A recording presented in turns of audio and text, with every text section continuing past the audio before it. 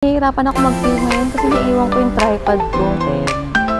Buhay na buhay pa dito sa area nito, look. Ayun, ang dami pang bukas na establishment. Ito guys, interesting ito. Don't be translation.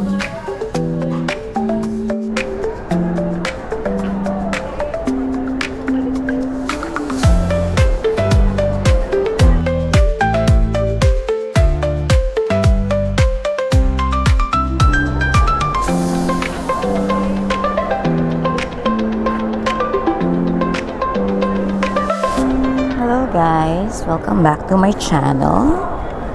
And for today's video, nandito tayo sa Da Nang, Vietnam. So it's currently 10 in the evening and nakalabas tayo ng immigration.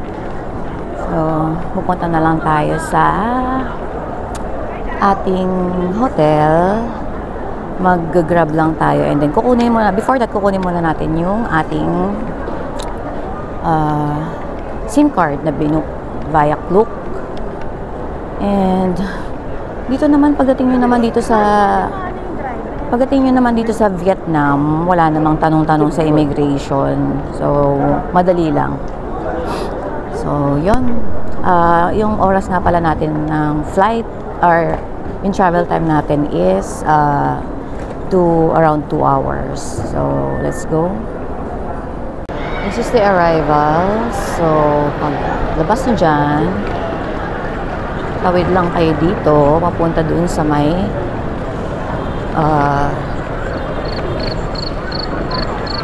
station kung saan natin kukunin yung SIM card natin via Klook.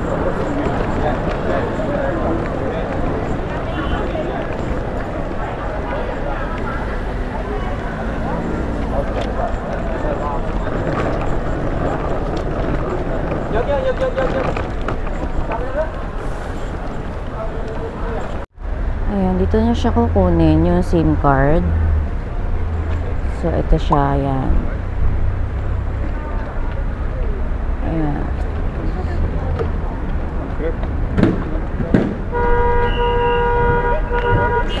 So, ayan na, nandito na tayo, nakuha na natin yung SIM card natin. Now naman is magpapabook na tayo ng Grab natin going to our hotel. So, as I was saying earlier ago, wala naman tinanong sa immigration. Dire-diretso lang. And then, tapos na. Mahaba lang yung pila. Masyadong maraming tao ngayon. So, medyo natagalan dahil doon. So, yun. Medyo nahihirapan ako mag-film ngayon kasi naiwan ko yung tripod ko. So, baka tomorrow, bibili tayo ng another tripod. Kasi ang hirap na to as a solo traveler, di ba? Pag wala tayong tripod, yun na nga lang yung aasahan natin eh. Hindi ako pwedeng walang tripod, ang hirap. So, ngayon magbubook na tayo, okay? So, update ko na lang kayo pag nasa hotel na tayo. Okay? Okay guys. Buti na lang hindi pa ako nakapag buti na lang hindi pa ako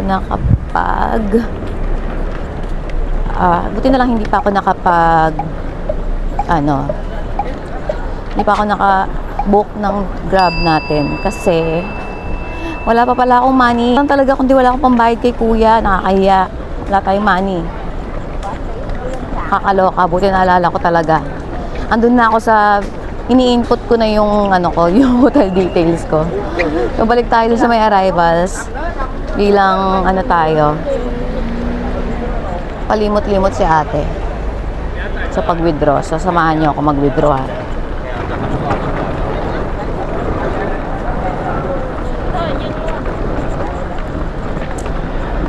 Balik tayo. Ask tayo sa information kung saan tayo pwede mag-withdraw. Pero, I think meron naman dito sa mga sa labas siguro.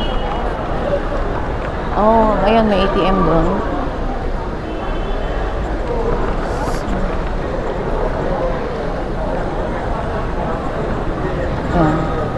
Paglabas nyo na arrivals, kanan, meron may mga ATM. So, doon na tayo mag-withdraw. So, ayan.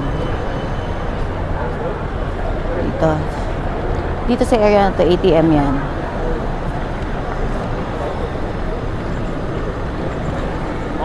peso. Let's try the C-Bank siguro.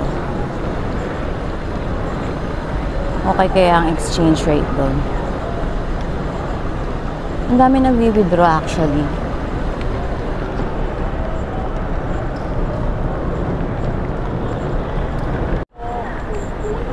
Okay guys, balik tayo sa ating agenda. So, nakapag-withdraw na ako ng aking money. Sa HSBC na ako nag-withdraw. Meron silang 50,000 VND na withdrawal fee. So, ang binawas sa akin ni GCash is around 5,697. Pero, pag chinek mo sa Google, ang palitan ay around 5,500. Parang meron lang na difference na 105 pesos. So, not bad na rin. Okay na din yun. So, ang dami-dami kong pinuntang ATM machine. Umakyat pa ako dun sa may departure. Pero hindi kasi gumagana yung ATM dun. So, bumaba ulit ako dito. And mahaba yung pila. So, ngayon, it's around 11 o'clock na dito.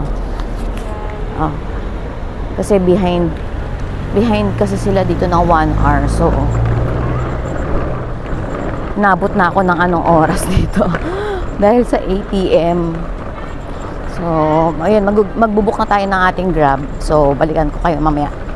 Yan, dito yung sa Grab car. Dito yung mga pick-upan ng Grab car. Paglabas mo ulit ng arrival, tatawid ka lang, tapos left side, tawid ulit dito. Okay na, ito na. Dito tayo mag-aantay ng ating Grab. Nandito na ako sa Grab. So, ang Grab fee natin is around 101,000 going to our hotel. So, yun, mura lang siya. Pero hindi ko lang alam kung masusuklian ba tayo kasi wala tayong barya. Kasi ang winidraw ko lang is 500. So, update ko kayo later. So, at last guys, nandito na tayo sa hotel natin. Buhay na buhay pa dito sa area na to. Look. Ayun o, ang dami pang bukas na establishments. Tapos, ito yung hotel ko, Bella Mary. Tapos, may mga massage dito, may kainan pa sa tapat. Ayan. Dito sa may tapat yan. Tapos, hanggang doon. Parang gusto ko tuloy lumabas. Parang gusto ko pa tuloy lumabas. Ang dami dito parang mga massage. No? Buhay na buhay pa. Pero siguro, mag-check-in muna ako. Tapos, try ko lumabas. So, yun. So, check-in muna tayo. Okay guys, nandito na tayo sa room. Ito yung hotel ko. Pagpasok mo ng door, on the left side, ito yung CR. Oh, malaki-laki rin siya. Tapos may shower. Ayan. Tapos, I have 2 beds. Ayan. Tapos, may ano tayo dito? Mirror. Cabinet. Tapos may mini ref. Okay. So, ito na yung room ko. Okay naman siya. Kaso ito, yung window ko is hagdanan. So, okay naman, not bad na rin. Okay naman siya. Lalabas muna tayo, guys. Lumabas ako after ko ilagay yung baggage ko. Yung luggage ko. Kasi, gusto kong bumili ng pagkain.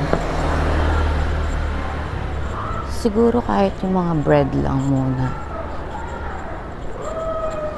Sa mga convenience store dito or pag meron tayong nakitang medyo mura-mura, hanap tayo na makakainan natin. May pharmacy. Meron ako nakita kanina na meron ako nakitang convenience store. Nadaanan ko. Oh, ito si...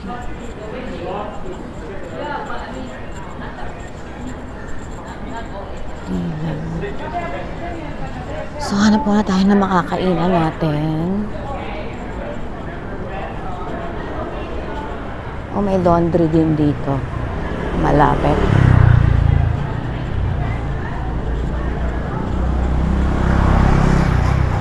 Ah, ito, convenience store. Punta tayo dito. Dito ako sa convenience store. Hanap tayo ng food.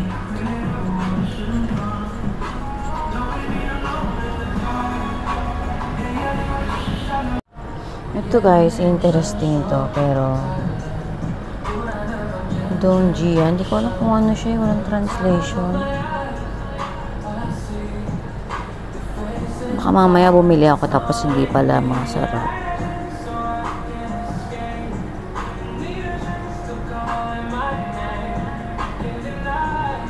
KitKat.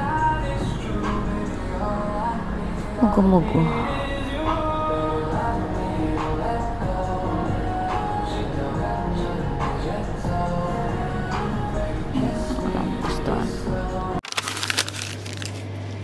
Nandito na tayo sa hotel natin, which is yung Bella Mary. How was it ba? Konting story time lang. Yung from dun sa may airport natin sa Pilipinas to here. So, kwento ko lang. So, napunta ako dun sa immigration officer na masyadong maraming tanong sa akin. At first, akala ko wala na akong, wala siyang itatanong kasi, di ba, hindi siya nagsasalita, medyo, ilang minutes, medyo may moment talaga na hindi siya nagsasalita. So, akala ko, mukhang walang tanong sa akin. Tingnan lang niya monitor niya, ganyan. Hanggang sa, ang dami palang tanong sa akin ng I.O. So, isa to sa mga experience ko na super daming tinanong sa akin. Like, ano daw yung work ko. Tapos, may pupuntahan daw ba ako doon? Ano pa ba? Ano daw yung tinapos ko? First time may nagtanong sa akin kung ano yung tinapos ko. Sa ilang beses ko nang umaalis, first time nagtanong sa akin kung ano yung itinapos ko. So, ano pa ba? Actually, hindi ko na masyadong matandaan, pero ang dami niyang tinanong. Pag sumagot ako, may mga follow-up questions siya. Like, nabawa, may pupuntahan ka sa Vietnam. Sabi ko, ano lang po, vacation lang. Tao, sabi niya ganon. Sabi ko, wala po. Sabi ko, ganon. Tapos yun, may mga tinitingnan siya sa monitor. Siguro, kasi nga sabi ko, I'm a certified caregiver din. Yun ang ginagawa ako. So, siguro kaya niya nakuha yung idea na ano yung, ko. Tapos sabi niya, kung nursing assistant pa rin daw ba ako. Sabi ko, hindi na po. Tapos kailan pa ako nag-start na mag-online, ganyan. Tapos yun, pagdating ko naman sa may Vietnam, sa may airport, wala naman masyadong tanong. Marami lang masyadong tao. Like, ang daming tao. Parang nagkukumpulan na yung mga tao. Tapos, ayun, paglabas ko, lang ako, kumuha lang ako ng SIM card, tapos syempre withdraw ng money, and then nag-grab ako. So, yung grab natin is 101,000 dong, Vietnamese dong. Pero, idinaan tayo ng driver dun sa may airport, may airport fee na 13,000 dong. So, ang total na binayaran ko sa kanya is 114,000 dong. Siguro mga around 300 plus yun. Kasi kung yung 101 lang, mga around 250, ganyan. So, ang biyahe ko from the airport up to here is less than 20 minutes lang. Malapit lang. And then, ito na nga, nag-check-in lang ako dito, tapos, lumabas lang ako, bumili lang ako ng food. Oh, sorry. Kasi pinatong ko lang to sa, sa baso. Kasi nga, yung, yung tripod ko is naiwan ko. So, syempre, di ba, yun lang nga yung buhay natin. Yun lang nakakapagsalba sa atin.